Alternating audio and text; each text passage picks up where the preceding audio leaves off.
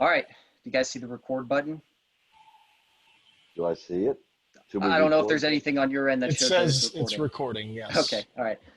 Welcome to the AGFFA report.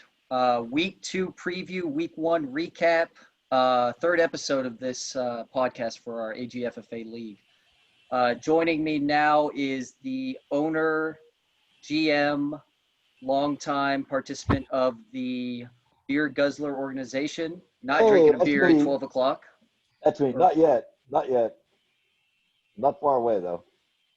The old bear, Dan. And then the other host, the owner and GM of the Puppies of Poopatory. Excuse me. Yeah, Purgatory. Sorry. Thank you. Jeffrey Howcroft. So, how you guys collectively, we're known as the week 1 losers, I think, right? Yes, that's right. I was close. I thought I could have done it. Jeff, you were out of it early. And dude, yeah. Dad, you were like at 30 points going into Sunday night or Monday night. Yeah, so. No, it was bad. I needed like 6 touchdowns from Ben and, help from Sterling Shepard. But my lineup's made of a bunch of, backups. I don't really have pure starters. So you're giving up already? You ready to sell your team? No, absolutely not. No, I'll be competitive. Okay. It's only week 1. You have 2 more division weeks left, and anything can happen. I'm going to get a win this week, so I'm going to be 1-1. I hope so. On that note, we have one data point. Okay, we've had 1 week of our teams, so we really don't. We don't know. We can't really overreact on what's going on here. It's one data point. Of course. So teams that did really well, do you expect them to push for 200 points every game this year? Of course not. Teams that did poorly, do you expect them to score less than 100 all year? No, they're going to score more than that. So it's a 1 week, and maybe I'm just telling this to myself to reassure me that I'm not screwed here. You should do that. Yeah, I'm doing everything I can to feel good about it. But in any event, I'm not panicking. I'm not making any trades. I'm not making any moves. Right. I'm gonna play it out and just see what happens. Yeah, but there's still plenty of time. And even if you go 0-3 in the division weeks, you go 9 or I guess 6 wins after that, or 7 wins for the last 3 weeks. Hey, anything can happen, right? Yeah, you got a good shot. Yeah. I don't know if you guys can see my screen. I'm sharing the current power rankings after week 1.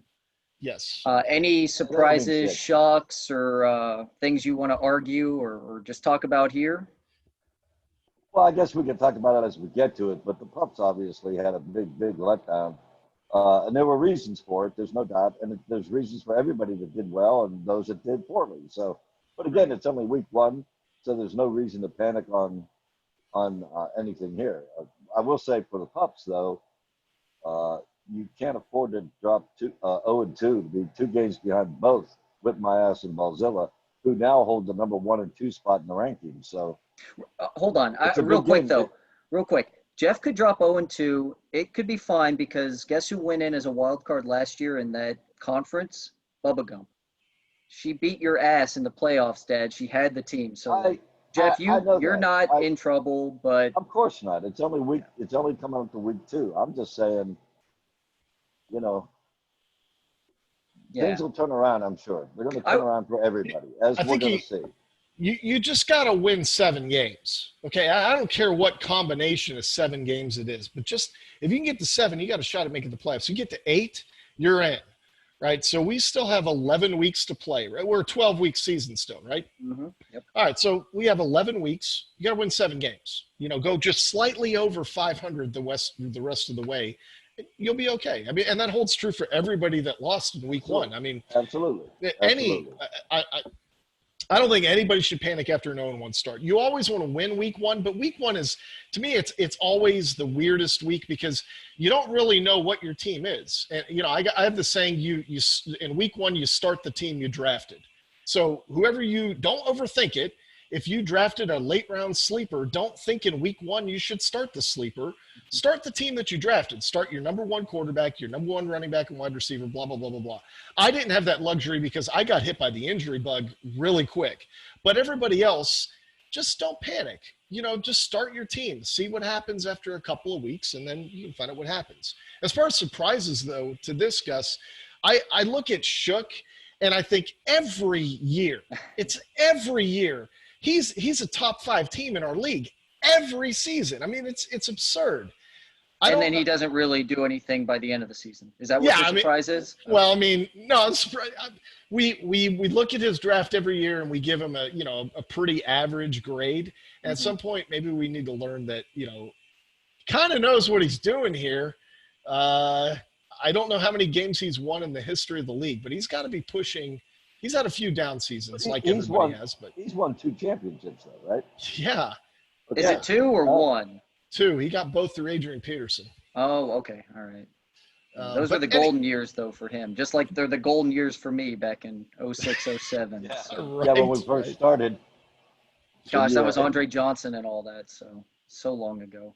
So yeah, Ballzilla's got a really strong team. I think he's seeing the fruits of that labor there. I know that he was really kind of concerned about his keepers. But look, I said this. I said this when I was reviewing the divisions. I think every division is going to have some competitive battles between at least 2 teams. All 4 teams are going to battle it out. But every division has at least 2 teams that are going to battle it out for first and probably a playoff spot. You're right. Yeah. Yeah. How about Dusty? Do you think he's holding up 2 extended middle fingers to everybody in the league after week 1? He should. I want to say Dusty is going to peak here, and maybe he wins this week and he gets up to 3. When I run these numbers in the algorithm, I mean, there's no way he breaks top 2. I'm sorry, just saying it out loud, Dusty. You can, 2 fingers, whatever, back at me. But I'm sorry.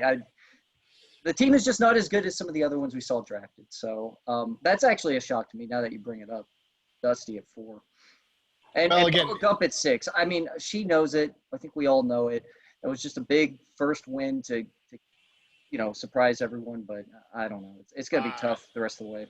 I don't know. I think her team. I want to see exactly, but if I recall correctly, there was an injury. I think it was it Marlon Mack, and now all of a sudden, all of a sudden she's got a bona fide number 1 running back in Nyheim Hines, right?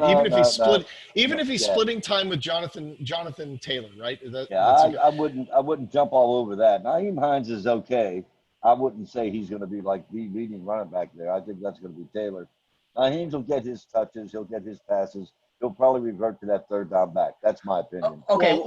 Who's going to get the carries from Marlon Mack? Are they just going to dump it all on Taylor, or are they going to split it up? And if they split it up, that means Nyheim Hines is going to get more production. Yeah, he might get 35%. He was already getting that in this last game, Dad. He's a 3rd down back with Phillip Rivers. Here's the thing, you guys. Let's go ahead and just get into the games this week because we can definitely touch on him and all those things. So yeah, let me go ahead and pull it up. I know the way mine probably look different from y'all's, but I'm just starting from left to right and looking at this first matchup. Y'all can still see the screen? Yeah, let me get to my matchup notes on these things here. So the first game I have is first place Napalm Jockstrap versus my team, the Dynasty. Last week was rough for me. I had a good start, and Ross just, we'll talk about his team later, but, he had O.J. Howard get a touchdown, and, there's just some surprises that came through for him, and I just didn't have enough juice at the end. So I was looking at this game. I was kind of reviewing, who's got some strengths here, who's got some weaknesses, and obviously with Napalm, I feel like there's at least 3 strong weapons on his team. Lamar Jackson, Aaron Jones, and Julio Jones. Just those guys, if 2 of the 3 hit, I'm probably screwed. Like if they hit their projection this week, especially Lamar Jackson, and it's probably going to happen. He'll get a 50-point game again. But if I can get just one of them to hit and the other 2 don't pan out, I think I got a chance. So I think your chances are pretty slim.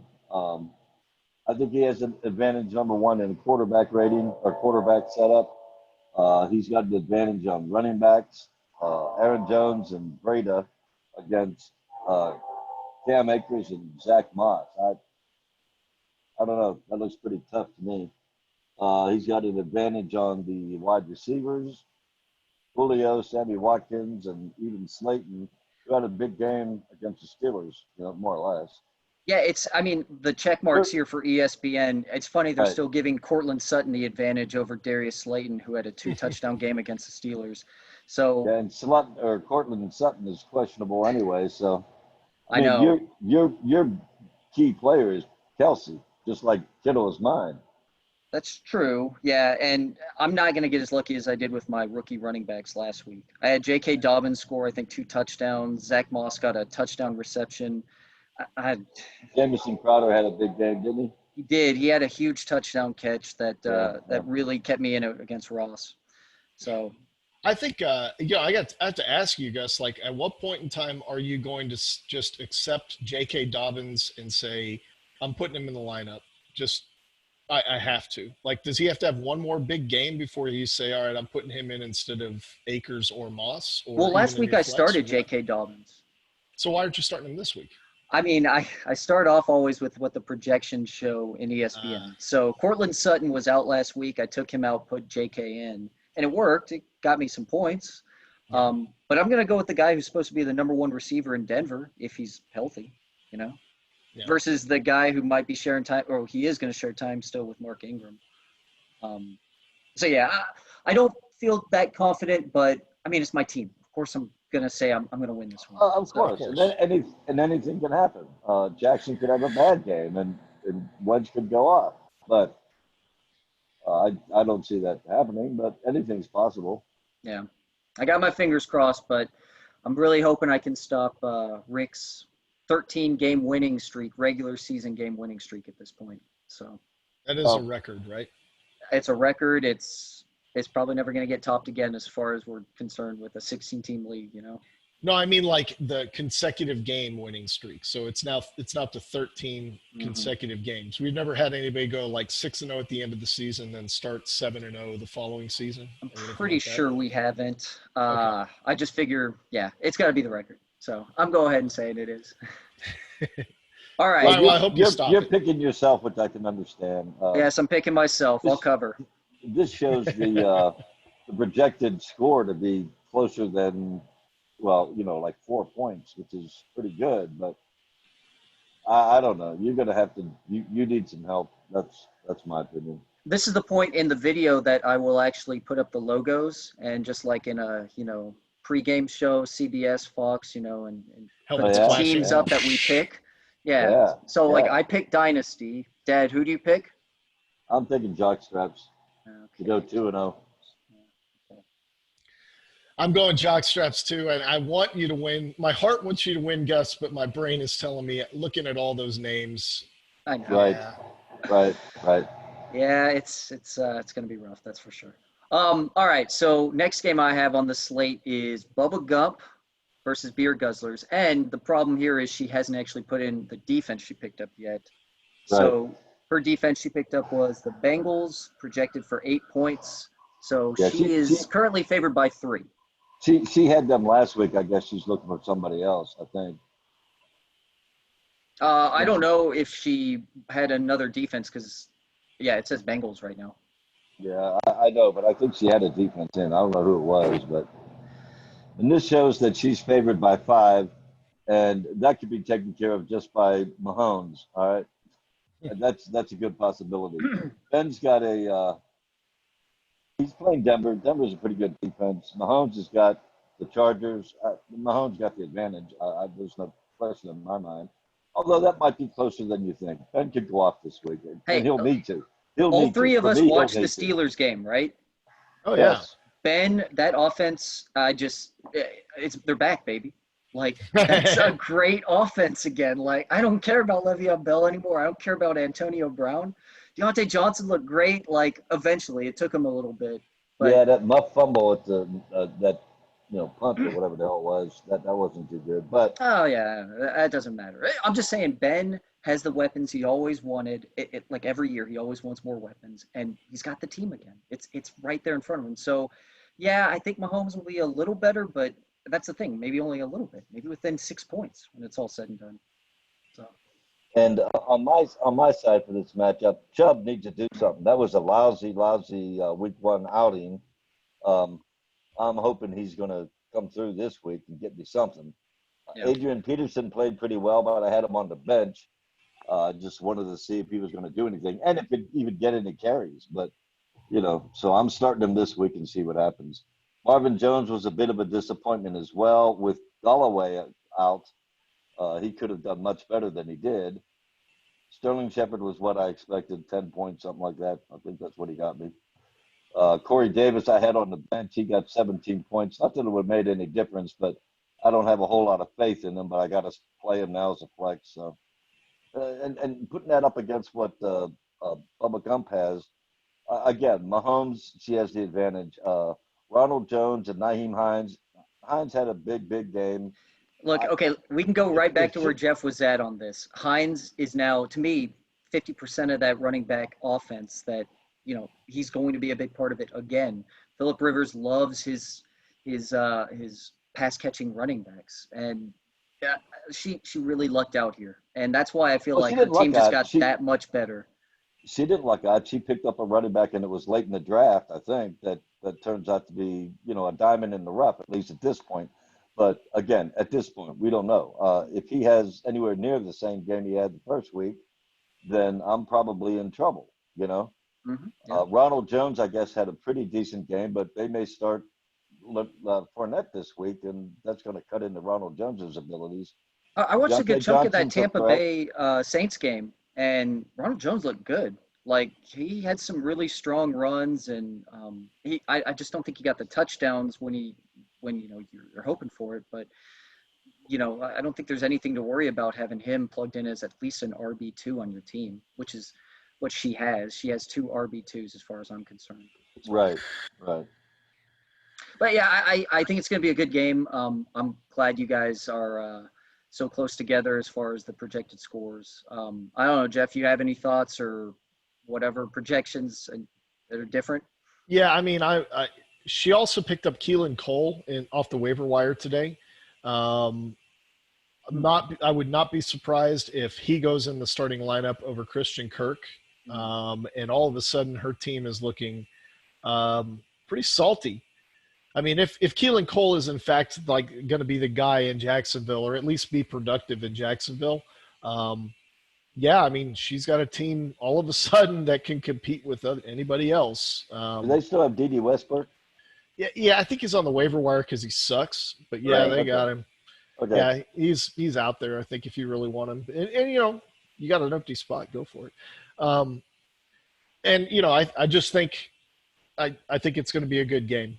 If you had to ask me, I'm going to say I think Bubba Gump's going to win this game and continue her winning streak. Get it 2 games. But you never know. I mean, it'll be close regardless. It'll be within a touchdown or 2. Yeah, I'm going Bubba Gump too. I think. Sorry, Dad. I think it'll be close. There's something about that team that she's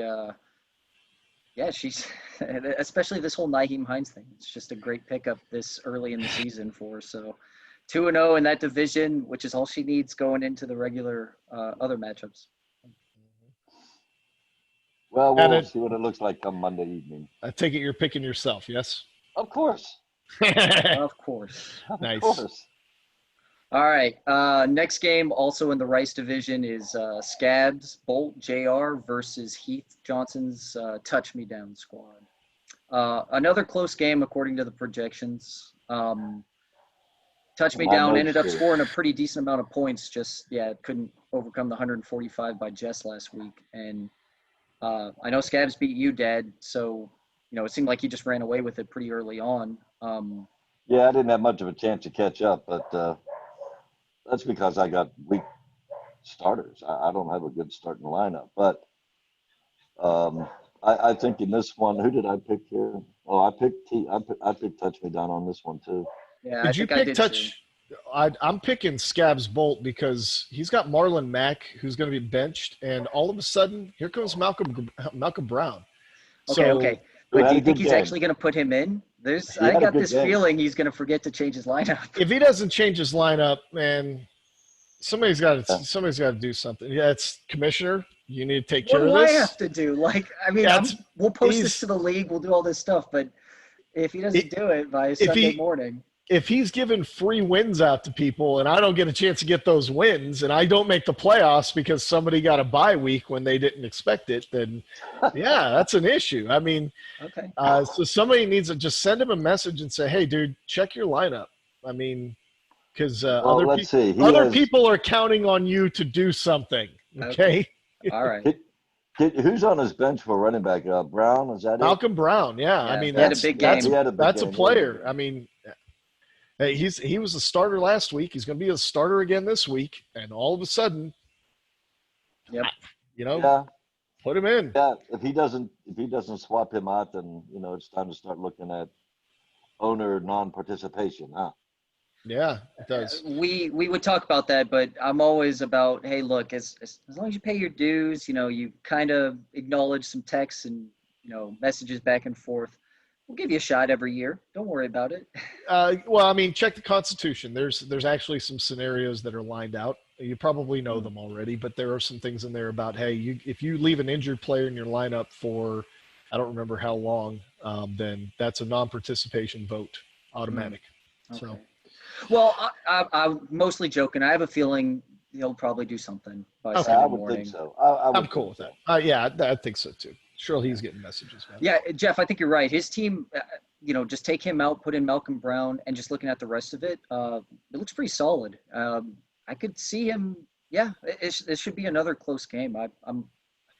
I'm looking at touch me down squad, right? So David Montgomery as a running back too. Just last year, it was awesome to have him. You had a good feeling he could be a breakout star or whatever. He sucked. I think it was last year, maybe. But before the season started, it was like, ooh, this is a guy you want, a lot of hype. But everything else on his team I like, but I think he needs to do something about that second running back spot. He has Leonard Fournette. Maybe he plugs him in instead, but I don't know. I would try and upgrade if I were him, Yeah, he's got receivers he can spare some receivers. So if he can manage to get a swap out, he could probably upgrade his starters without really losing a ton off the back end off of his bench. But yeah. He could be a playoff team. He just he probably needs this one just to stay within the division race and then yes, he does make some changes to his lineup. But yeah, so with that, I think I'm gonna probably pick touch me down in a really close squeaker here.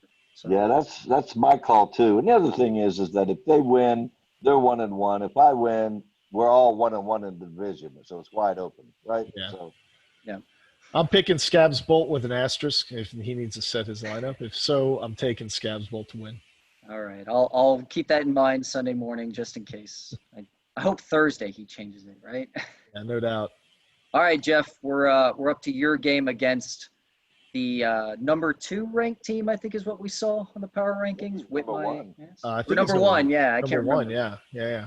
Yeah. So obviously you had different thoughts going into this game of 2 of the best teams, hopefully both 1-0, but. Yeah, I mean, you haven't put in your defense yet, but we see it's going to be, I guess, the Cardinals. So 10 points there. That puts you as a 4-point favorite. So what are your thoughts? I think I'm going to lose, but I think it's going to – so I've got Washington's defense going in, and here's why. I got 2 reasons for that. So first of all, if Kyler Murray shits the bed this week – I'm basically doubling up on points. So you have Washington's defense? Oh, I'm sorry. No, never mind. I've got Cardinals defense. I dropped there.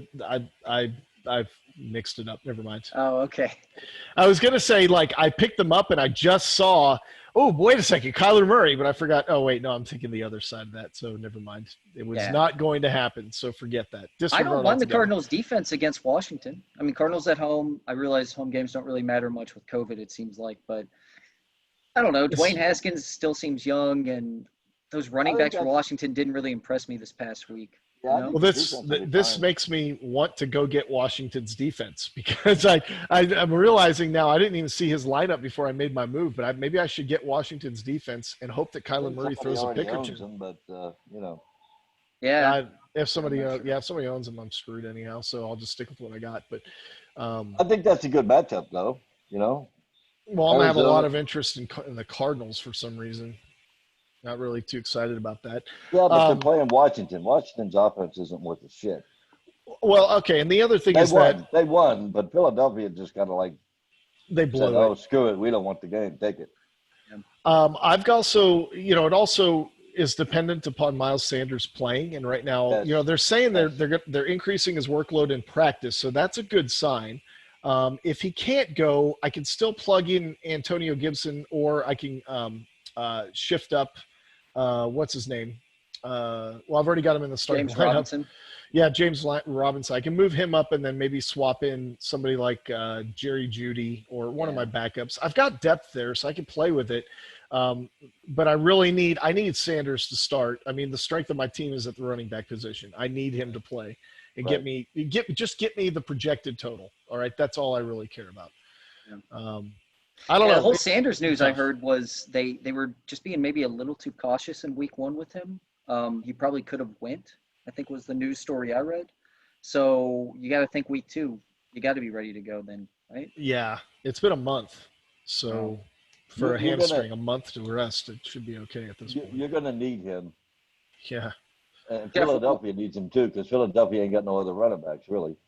Jeff, what Well, are your thoughts on Allen Robinson and the news surrounding him winning a trade or something out of Chicago? that's news to me. I did not know that. That's noise.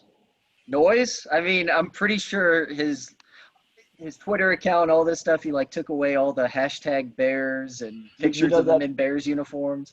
Do Like, you what does know that that? mean? Is he just gonna like show up and be like, I'm gonna Hey, run a route, but I'm not hey, gonna look for the hey, ball? hey. No, if he wants to get traded, he better play well enough to have somebody want to trade him. So I'm telling Allen Robinson, I got a message for you, bro. You want to go to the Steelers, you got to produce. And if you want to stay on the puppies of purgatory, you got to produce. So I expect a listen. 15, 20 You point guys, game out of your am ass I this muted? week. Or Am I muted? no, Am I I'm just muted? trying to finish my point here. If you don't produce for me, your ass is on the bench, and I might trade you. And that's even worse, okay? Well, I'm listen. done. Let me make my point, and now I'm done. I'm trying to get in for the last. I don't know. Allen Robinson is now the squeaky wheel in Chicago. I think that means that he's going to see some more passes thrown his way from Trubisky, who sucks, but he's going to get his targets. He'll get his points. I think I you're actually fine with like Allen that theory, Robinson. Dad. You would think so, but dude, he gets peppered with targets as it is. The problem is that the ball is thrown like way outside of his catch radius. It's Right. reminiscent of Cordell Right. Stewart back in the day. Dude, it is. I mean, I've seen so many passes where Trubisky just airballs it right over Allen Robinson, and I'm like, I feel bad, and the guy gets hit for it. Like he jumps in for the pass and gets pounded. I feel bad for the dude. I mean, he's trying. It's not a lack of effort. His quarterback sucks. That is Just true. sucks. That is true. But, to me, it's like him and who? Anthony Miller. That's it for the receivers. Yeah. They I got think Jimmy you're fine Graham with Allen too. Robinson. I got Jimmy Graham. That's true. Oh, boy. Hey, yeah, they won last week. They came back in the fourth quarter. I actually think the Bears are a better team than, I know they won, but that some people probably have in their mind about what they saw against the Lions this past week. So I should have drafted Juju. was he there? Yeah. Oh, It was the first pick in the second round. I was like, I don't want Allen Robinson, but I guess I'm going to have to take him. Oh, my God, Jeff. Yeah, It's such a different week for you. Or I could be wrong about that. Maybe it was Mike Evans I think Mike Evans fell to me, and then I took Allen Robinson after that. So maybe I couldn't have gotten Juju, but whatever. Here's the keys in my mind to your lineup, to your game, to this matchup. Number one, Brady has to have a big game. Yeah. And I think he can against Carolina. So I think Brady should have a big game. I think Mike Evans needs to have a comeback from last week. And if he does a big game, then you've got that stack between Brady and Evans. If Miles Sanders plays, he's going to be the workhorse running back in Philadelphia. So touches equal points, Allen Robinson should be okay. I think your lineup, again, is still one of the strongest lineups in the league. Except he's, in my opinion, going up against the toughest one. This looks like a really strong lineup from Mike. I mean, lucking out with Jonathan Taylor, the other 50% of that Indianapolis running back, like that's getting work now. Ken and Drake to me is, I don't have that much faith in them anyway. Yeah, Chase Edmonds did have a lot of work this past week, but Kenyon Drake still got a touchdown. He got goal line Devontae, work. his wide receivers are very good. He's got Devontae Adams, Tyreek Hill, and DJ Chark. It's crazy. You know, I think I mean, his weakest spot for Mike's team is Zach Ertz. That's okay to be weak with Zach Ertz. right.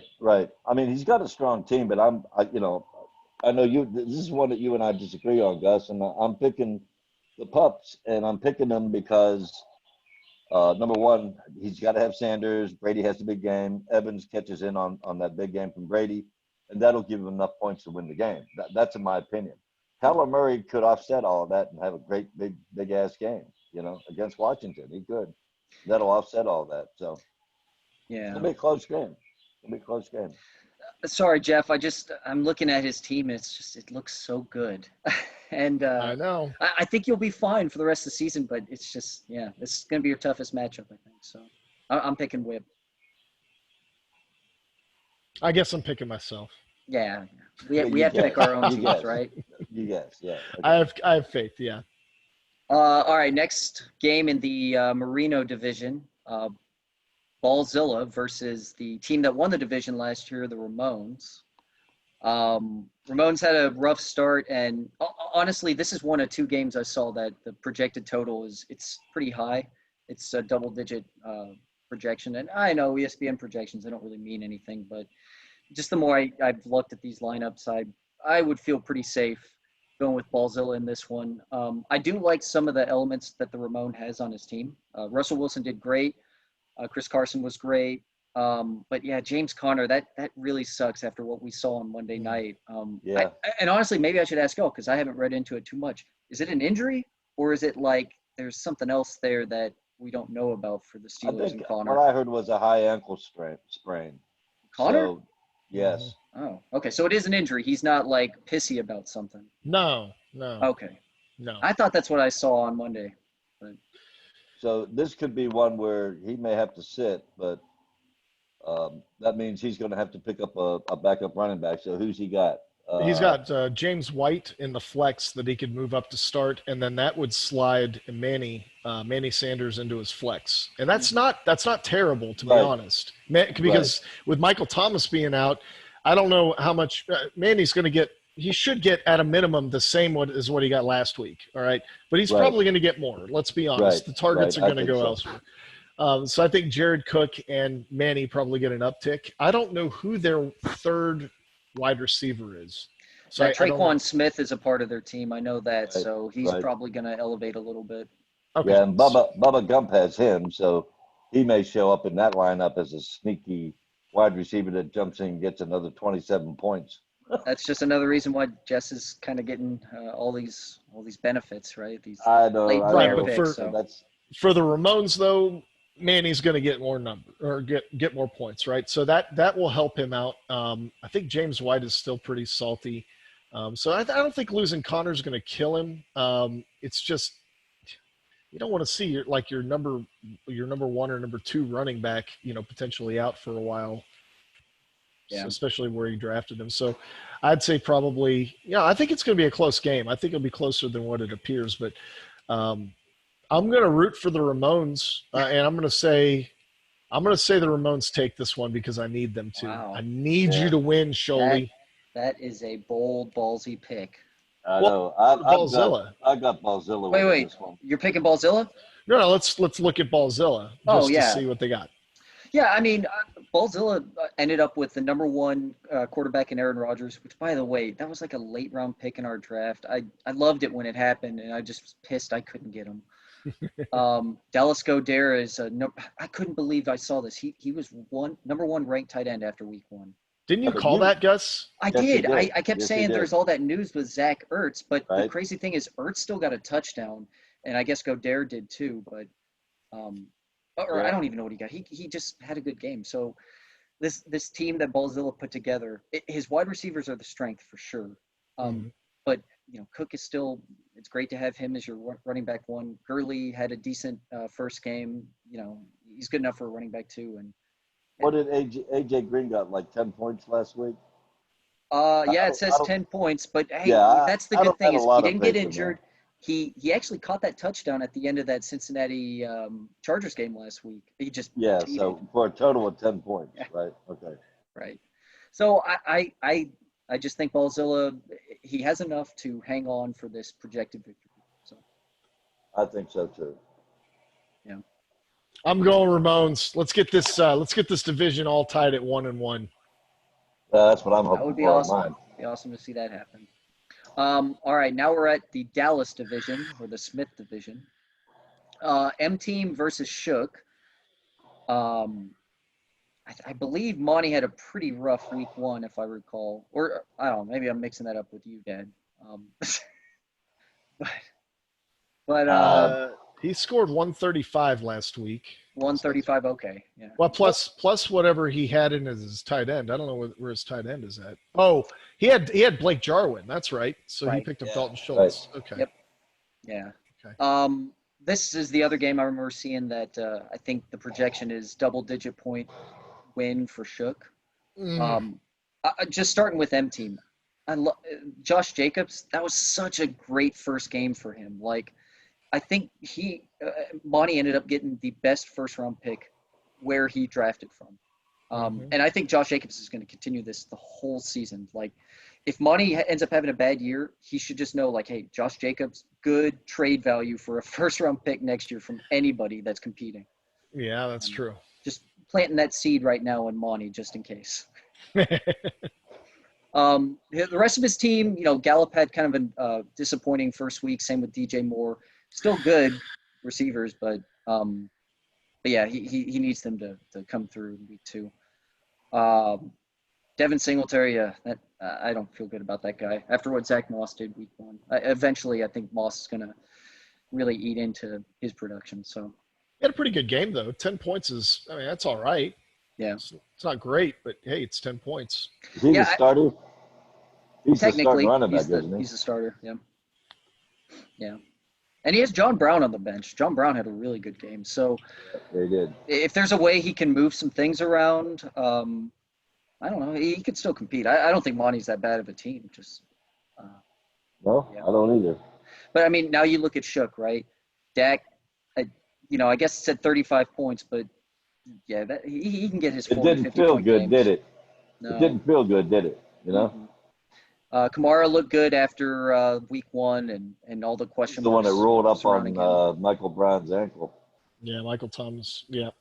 Kamara did in that game? Yeah. Oh, yeah. I didn't know that. Huh.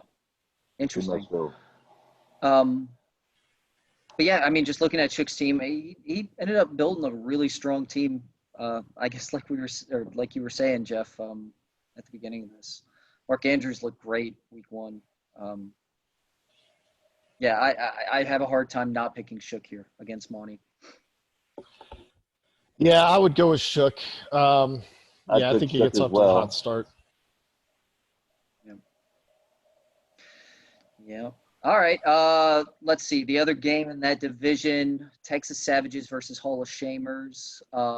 Savages, I felt so bad for them. 2 weeks in a row, they had a high-scoring game and they just lost to Shook. They couldn't overcome that. But he has a really good squad too. Zeke did well. Josh Allen was surprisingly one of the better quarterbacks last week. Yeah. And in our type of league where passing yards are more important, I think, than rushing, it didn't matter for Josh Allen. He did a really good job. Yeah. So having like Galladay back should help. Thielen, that's a good wide receiver.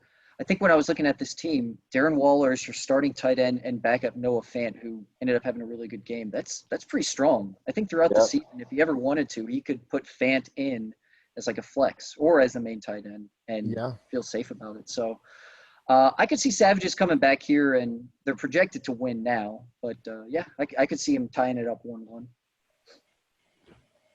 I'm projecting Savages to win in a close one. Yeah. This shows what, a 5-point difference, 4-point difference. Yeah. The Shamers, I think, have a good team. Matt Ryan is probably going to outperform Josh Allen, in my opinion. But Saquon Barkley's good. Mostert's good. Beckham needs to have a game. If he don't, he's fucked. Godwin, what do you got? 16 points or 14, whatever it was. Yeah, that's what it looks like. So I think Hall of Shamers has a good team, I believe, but I think that the Savages are going to pull this one out. Yeah. I do In too. a close one. In a close one. Yeah. I like the Shamers starting lineup. Their bench is kind of weak, it looks like. And I don't know. I'd almost think maybe to start Jimmy Graham this week over Rob Gronkowski. Something just didn't look right that first week. I don't know. Maybe it's just the offense that Bruce Arians is trying to put together there. It was more decoy than anything for Rob Gronkowski. What did Graham get last week? Anything? I think he got a touchdown. It said 11.5 points. So Oh, okay. All right. I don't know. Just my thoughts, but could be a close game. I'm picking Savages to tie this one up. Yeah. Savages. Yep. And the last game on the week 2 slate, back to the Moon Division, is Hookem versus the Smuffs. This might be the closest game of the week. It's only 2-point projection. Yeah, this game is looking more and more like a pick 'em. I think I saw the other day Smuffs were favored. Now this morning it's Hookem. I don't even know where to start. So I guess just looking at Hookem's team, Burrow looked good. Do you believe? Yeah. Well, they got Burrow as an advantage over Philip Rivers. To me, it's a coin flip. I don't buy it. By point that. 0.3 points. I mean, Yeah. look at the projections there. It Burrows by 0.3, so it's a push, really. That's a coin flip. David Johnson looked good week 1, but up against Baltimore this week, that'll be a lot tougher. Yeah. And really, things are just going to get started this Thursday. Mixon, he's got to have a good game to keep him in it. Melvin Gordon looked good for Smuffs. I was happy to see he got that one touchdown. I have him in another league. And on the flip side, Eckler for Hookem, that must have been pretty disappointing. But he had 19 or 20 touches, but only one pass. Yeah, they only right. threw it one time, so they got to do something about that. Yeah, like I was saying, when Rivers isn't there throwing you the ball as like a check down, right. Not as good as maybe a lot of people thought you were. So, but hey, against KC, it might be a high-scoring game, and Eckler roars back with a good 20-point game. Makes up for what David Johnson probably won't get this week. Yeah, possible. Yeah. The wide receivers actually look like a push to me. Hopkins. Okay, I'll give Hopkins the advantage over Lockett, but then Kupp and Hilton, they seem about the same to me. Well, I don't know. I think I'd rather have Kupp than Hilton right now. That I didn't see any of the Indy game, but I heard like he's really starting to look like he's almost done. Like Hilton's just lost a step. But again, it's week 1. You don't really know anything at this point. Right. Yeah. Freaking O.J. Howard for Ross's team. He got that touchdown last week. I couldn't believe it. Out of nowhere. Hurts me in the Dynasty League, man. Oh, yeah. Do you have Gronk? I got Gronk, yeah. He's cheap. I don't care. That's true. Oh, yeah, and there's the Washington defense. Yes, so that's it. All right, yeah, I was way off on that. Oh, well. The Washington defense got 19 points last week. Yeah. Well, when Carson Wentz decides to shit the bed in the second half, that tends to happen. Yeah, this should be a close game. I'm not sure. I guess if I had to go any way, damn, I don't know. Does that say -7 next to the Vikings defense and special teams? Yes. Wow, that sucks. Yeah. They must have been playing Green Bay. They definitely were playing Green Bay. Yeah. Hopefully a little better this week against Indy. I think I'm going to go Hookem in this one. I went Hookem as well. Yeah. Yep. I'm going to have to agree that the core positions, although it's close at quarterback, the rest of them I think are clearly advantage Hookem. Yeah, I think he's going to win this one. And I don't think it may be close, but I mean, I look at if both your running backs, both your wide receivers are favored to be better. In some cases, substantially so. I think he's going to win it. Yeah, Hookem will take it. Yep. That'll put Bank it. 2-0. Yeah. I gotta write these down, and then we'll have like the yearly, pick 'em picks. Accuracy. Yeah. Accuracy. Yeah. There you go. Yeah. I'm at 500 right now. Well, So there's I your know week 2 preview. What were you going to say, Jeff? well, I don't know if we want to just talk about one other subject real quick. Do we have time, or are we Oh, calling it? yeah. Yeah, I got some time. All right, so I was on the phone with Michael, owner of Whip My Ass, earlier this week. It was actually Tuesday. And if he's listening to this, Mike, I know you were really calling just to, kind of, twist the knife a little bit about me losing in week 1. I didn't know that he had won, and so I'd said, hey, week 1 doesn't matter. All I got to do is win in week 2, and it's back to normal, and I didn't know I was playing him. So now I'm looking at it going, probably getting my ass kicked. So anyway, Mike called, and although he's a gracious winner, he wanted to know if I was ready to jump off a bridge or anything. But we got to talking, and I mentioned that I'm in 3 different leagues. And, I told him about the Houston League and the Dynasty League and all that. And he said, so if you were going to win any championship in any of the leagues, which one would you pick? And I said, well, it's the Alamo Goliad League, without a doubt. I mean, we have the history. It's got the legacy. We keep records of everything. There's so many things that are added to it that are related to fantasy football, but don't have as much to do with the actual games. You get all this prestige and all that goes along with it. Mm-hmm. I said, I would rather win a championship in this league than any other. But the league that I think I'm having the most fun in is the Dynasty League. And I was trying to explain to him that, that one it's more comprehensive. It feels like you're actually owning a team because you have contracts, you have a salary cap, you got rookie contracts, you're starting a full defense. So you got to look at other players besides just the starters on offense. And I said, if we ever got to the point where we wanted to make a radical change to the Alamo Goliad League, I would suggest we go to make it a dynasty format. And maybe it doesn't have to be exactly like the USFS. It's kind of that dynasty league is kind of a prototype. We're just seeing how it works, and we're adjusting as we find flaws and all that. But you use that framework and say, all right, this is what we learned from that. Now, if we were going to change our league, this is the framework for how we can make the Alamo Goliad League work. And, it's weird because every year I'm the commissioner in that league, and every year that we've had it, it's been like such a burden. I've been like, I don't know if I want to do this. There's so much work involved with it. But after it starts, it's really fascinating how it works and how much fun it is. So anyway, I bring that up to say, I'm not the only owner who feels that way. Like Monty has told me that his favorite league is the USFS. Pete, who's in that league, has said it's his favorite league out of all the ones that he plays. And you guys know Pete. Mm-hmm. Pete's he's probably in like 10 leagues this year, right? He is a junkie for fantasy football. But he says that's his favorite league because it's just so I don't want to say consuming, but I think he said like there's so much planning for the next 3 years that I have to do. And it never stops. It continues throughout the off season. And he turns around and looks at it and tries to find other ways to make his team better because of all that. So I think Jess has said that she really loves the USFS as well. She loves that dynasty format. I'm not sure how you guys feel about it, but it is different. And maybe it is too much for some people. Like maybe it is too much for 16 people to participate, and maybe that would be something that we'd have to figure out. But I guess my point is, if we were going to make any major changes to it, I would propose that we move to the similar dynasty format with a salary cap, with your contracts, and with your full defensive lineup like we do right now. And My argument, what you guys think about that? my argument against that is probably weak, but we've had too much time and too much history invested in our current league, in the AGFFA. And I would hesitate to see that kind of a drastic change in how we do things myself.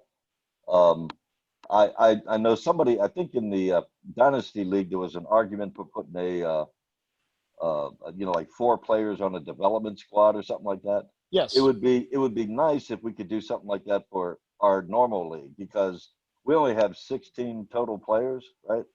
And 9 of them have to be starters. So you're always seeking, well, I am, because I don't have a team with a shit, is trying to find somebody on the waiver wire, which is really, really tough with 16 teams. It would be nice to have some kind of system where we have some players that we can stick on the bench And, if they start turning into good players, we can throw them into our lineup. The way it is now, it's constantly trying to find somebody to hopefully take off for you. I would not vote to change our league into a dynasty league. Not at this point. I wouldn't do it. So, Fair so enough. Jeff, if I may, number one, I do love the Dynasty League. I think when it comes to like the amount of fun I have in the different leagues I'm in, once we actually do the free agency auction, not so much the rookie draft, but definitely the free agency auction, um, it is it is a lot of fun. That's the part where like all the planning, all the preparation, everything you've done up to that point, it can really pay off.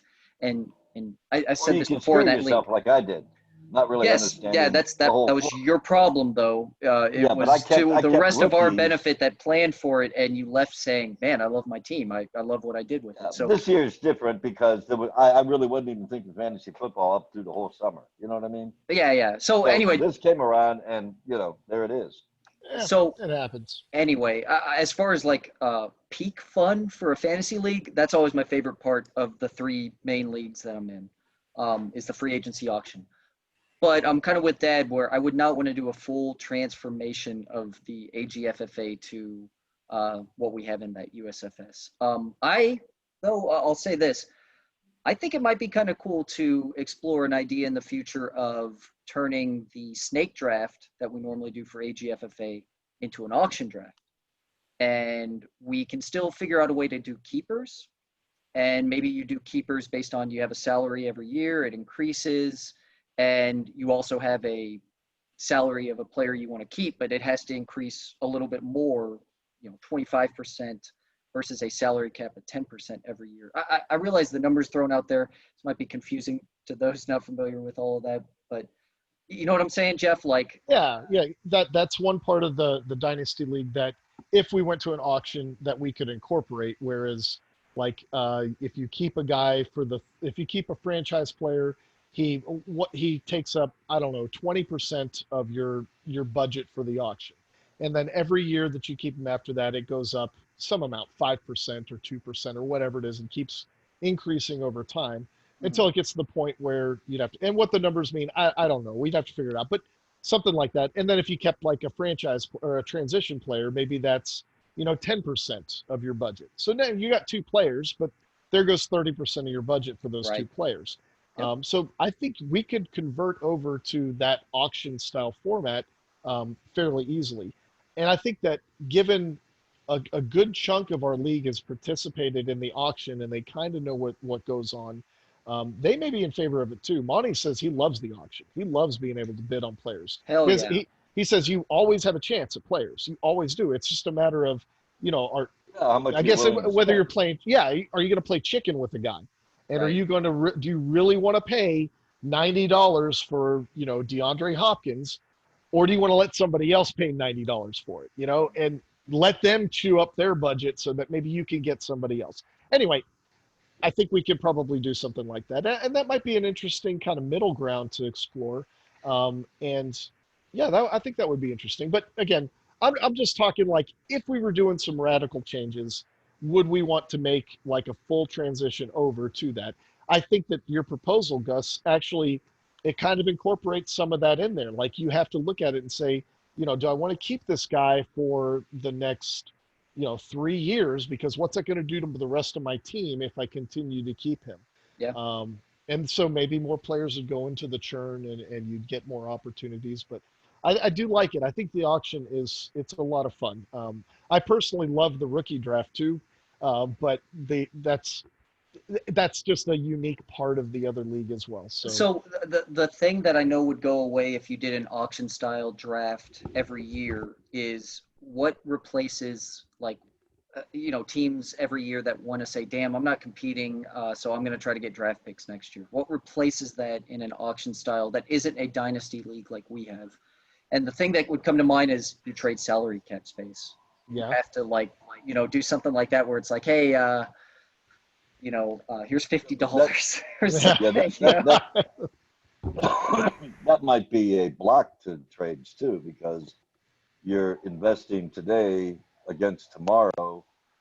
Um, giving away some of your salary cap because you want to pick up, Michael Thomas.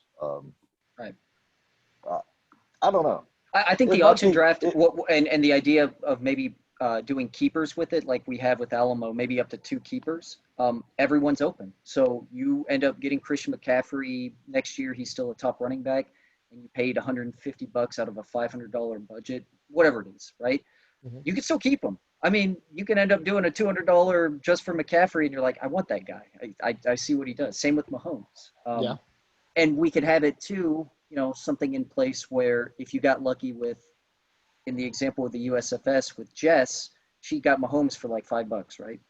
Mm-hmm. So she gets to keep Mahomes based on how we set that up forever. There's no like after 5 years, it has to be a top 5 quarterback. The only time we have that is with the rookies. Mm-hmm. In our league, we would just say no. Once you keep someone for 4 years, let's say, or 3 years, they have to be elevated to an average top 5 salary of last season's top 5 quarterback, something like that. Yeah, I agree with that. Yeah. So I don't know. I've never thought of it. I would leave it to the league if there's any interest in it, but I wouldn't mind. I think auctions are great. So. Yeah, I could see some modification to include some type of an auction on it, but it's a 16-team league. We're going to have a larger player pool to store players, especially if it's not a dynasty. It wouldn't be a dynasty. Yeah, I would not suggest IDP, nothing like that. It would still be defenses. You would auction on defenses, I'd be okay with that. I think again, we're just kind of spitballing here, and there may be, although there are a lot of folks that have gone through the auction and they enjoy it. There may be another group of people that are like, no, I don't want to do that much work, right? And in which case you just don't do it. But yeah, it's something to think about. It would be a lot less it. work than what's in the Dynasty League because you have to Dynasty League. You already have your 35 players. Yeah. This one, it's like I just want these 2, and then I'm gonna go into the auction with whatever money I have left. Yeah, that's true. And you only got to pick out 14 players, so it's not. Yeah, it wouldn't be that much. And if we ever actually had live drafts again, I hope we do, and we did this auction thing, I think it'd be so much fun to do a live auction with people in the room. It would be. And the problem though is with 16 people, it's so tough to do. I don't know how we would do that. That might be something that we'd have to hire an auctioneer. You would, but I'm also saying like someone like a JR who can't make it one year. So is he going to let someone go in his stead to, auction on his team? We're going to put him on speakerphone. I don't know. I think at that point you'd probably have to. We probably would have to mandate that somebody is there. Like they can't either that, or we're just doing it on ESPN and it does the auto auction thing. Do you know if that cookie draft thing has an auction type ability? I don't know. I don't think so, but I don't know. The way ESPN does it for USFS is fine as far as I'm concerned. Yeah, I think I like it. I like how that works. And we could always do that. However many people show up, and it's just we're all in the room together, or a bar or whatever it ends up being in the future. So yeah, I like the idea, Jeff. Well, I don't know. We'll see. We'll see if anyone hears this and is like, oh yeah, that might be interesting. Just a thought experiment. Maybe it'd be fun. The glory is winning this championship, though, out of all the leagues. Oh, for sure. I mean, right. I want to win this one the most, without a doubt. Most money. It's got the most money, and dude, everything about it, like the trophy, you get a ring, you get we have a record book with stuff that shows what's going on every year and all that. It's immortalized. It really is. Where we have loyal players, loyal owners that aren't going to leave over some disagreement. That we always can work that kind of thing out. Yeah, I don't want to see any big drastic changes to the format and how we do things. Maybe this auction thing could work. That would take a lot of thinking and planning, I think, but the record books and how we play in the divisions, I don't want to see any more changes to that. That's just my opinion. Yeah, and to that point, Dad, if you part of the reason why we don't keep the same records and things like that in the Dynasty League is because it's a lot more positions. Like I'm not interested in sorting through and figuring out who's scored the most points as a Right. defensive lineman or a cornerback or a DB or a linebacker. I have no interest in that. I have no interest in figuring out which one scored the least amount. Maybe one of them's fumbled, and I'd have to go and search and see who's lost points for fumbles. I don't think I'd want to. That's why I don't do it, is because it's just such a pain in the ass. It's another 3 more positions, but multiply that out. Our dynasty league, we've got people that have got 7 or 8 defensive backs on their team. I'm not going to sort through all that nonsense to figure it out. Yeah, it's not as clear like which defensive ends are starting every week for your teams. Yes, yeah, and that's the other thing is, do you split it up by defensive ends and tackles, or safeties and corners, inside linebackers, I got outside to check out my linebackers? lineup on that league. Yeah, that's probably a good idea. Anyway, so we had a close game, by the way. We did. Ended up with a very close game. I thought I was in a lot of trouble in that one because you were starting the entire Steelers linebacker core, and I was like, "Oh my god!" Oh. Except for T.J. Watt, which I think Jess has T.J. Watt, or somebody does. And he got his interception, so that paid off. Did you know that you get 6 points for interceptions in that league? I don't remember that, but that sounds about right. Yeah. It's like a touchdown. It is. I mean, it's huge. Okay, real quick. This is related to AGFFA because I want to get it back on track. Yeah. I think safeties in our AGFFA league, like when you get a safety for a defense, is like 2 points. Is that right? That's messed up. That should really be more than 2 points. So I know it's just the 3 of us, but that should be fixed by next year. It should be. I don't know what the number wasn't it 10 at one point or something like that? I wouldn't do that. I would just say 4, like somewhere in the middle. 6 is probably too much, but give it a little bit more, Well, they're so rare. Let me what's the most points you can lose on defense? Is it 10 points? I think so, yeah. Okay, what's the next threshold? Is it 7 points? I think it's 10, 7, 3, 1, 0, something like that. Why don't we make it like 7? That way, if you get a safety, that's basically made the defense's day, right? And even if you give up a ton of points, you might get 0, right? Well, right. I don't know. We can figure it out, but 2 points that's ridiculous. That's a huge play. Yeah. And we're basically treating it as, back-to-back sacks. Exactly. It's just, it doesn't make sense to me. Or an interception, which doesn't points on the board is worth more, or a fumble recovery. Exactly. It needs to be changed if it hasn't already. If it is actually 2 points. Make it 5 points, right? 5 points would be fine. It doesn't happen that often, so it's not something you can expect in every game. Although, who was it? Green Bay, I think, got a safety. Green Bay had a safety? Yeah, I think so. Yeah, it was this past week. At some point, they had a 5-point total, so they got a safety somewhere in there. Yeah. All right, fellas. That was a good week 2 preview. Good chat on other stuff in the league. So, like I said, I'd like to try to do this once a week, every week preview if we can, but we'll see where we go. I'm down. I had put a note up on Facebook about the fact that we're doing this podcast and suggested, if anybody else and the other owner wanted to call in, it'd be nice to kind of have like a guest appearance. Yeah. Maybe some point that'll work. I don't know if people, maybe didn't see the Facebook post soon enough. I'll actually do it. Next time, I'm going to just put the Zoom link out there. And I'll do it right before the meeting. And so we could have it already set up and someone just jumps in. We're like, hey, we're in the middle of it. Right. I think that'd be kind of fun. It shows some more participation and stuff. These things are fun. I think they're valuable. We can, we'll be able to keep these for eternity too. So, you know what I mean? Yeah, that'd be cool. Yeah, I agree. All right. Well, back to work for me. All right. Later, guys. Bye, man. All right. Bye, y'all. Y'all take care. See y'all. Bye, Ed. See ya. Bye.